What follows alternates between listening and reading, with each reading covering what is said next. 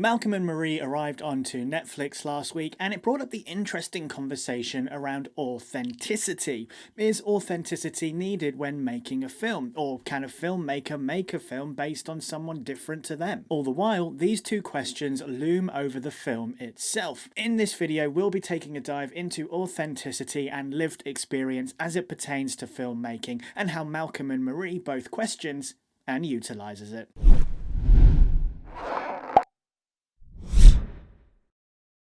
Welcome to Hakuna MaChatter, your place for everything positive in diversity and representation in film and TV.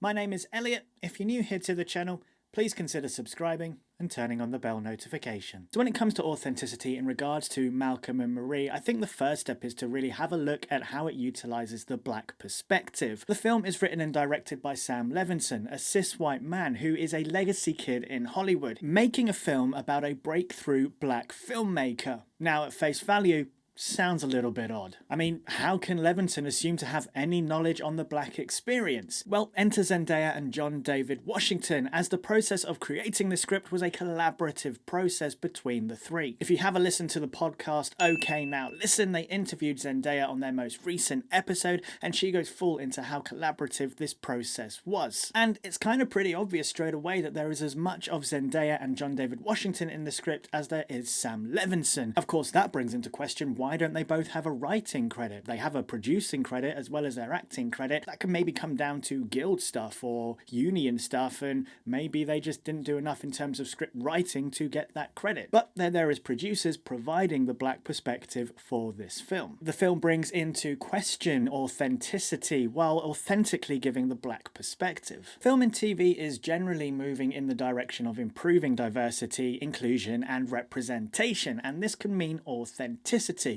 There isn't necessarily anything wrong with someone telling someone else's story, but in a world where we're becoming more aware of authenticity and inclusion and diversity and representation, you kind of have to ask the question, why would these people not be present in the telling of their own story? Better yet, why would the space not be created for them to tell their own story? But then the film goes that one level deeper and questions when films are socio-political and questions when they are not. The film that the character Malcolm directed, for which most of the plot hinges off of, was not intended by him to be a socio-political film, though the review he gets from the white lady at the LA Times states that it was a very socio-political, taking a look at the healthcare system kind of film. Malcolm then further protests to say, he just wants to make a Lego movie. This now brings into question that are films made by underrepresented cohorts always on some level socio-political? Or is it in an industry that is predominantly led by cis white men that the expectation is on underrepresented cohorts to make socio-political films? Does the onus of making socio-political films lie solely on the shoulders of underrepresented cohorts? In 2020, the Black Lives Matter movement showed the importance of allyship. It showed the importance of white people taking over the learning and teaching of their fellow white peers. The onus shouldn't be just on the people oppressed by the system, but also those privileged by it. From where I sit, Levinson used his privileged position in collaboration with Zendaya and John David Washington in order to provide the black perspective around the conversation of the necessity of authenticity in filmmaking.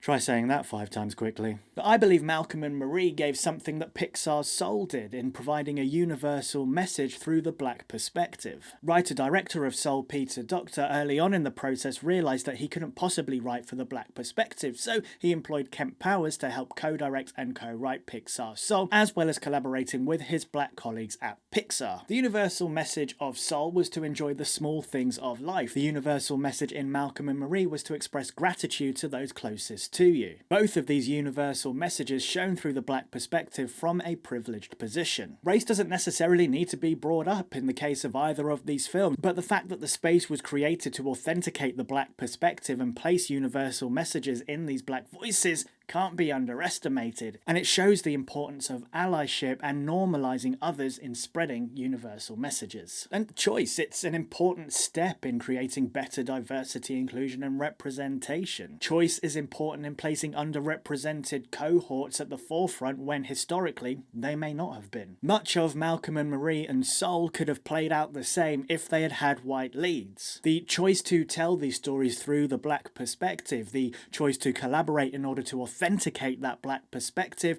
is a positive direction in improving diversity, inclusion, and representation. If you want to see some of the tropes that black characters normally fall into, check this video right here. If you want to see how black-led animation films still have a way to go as well when it comes to tropes, click that video up there. And if you want to subscribe, turning on that bell notification, you can click right here.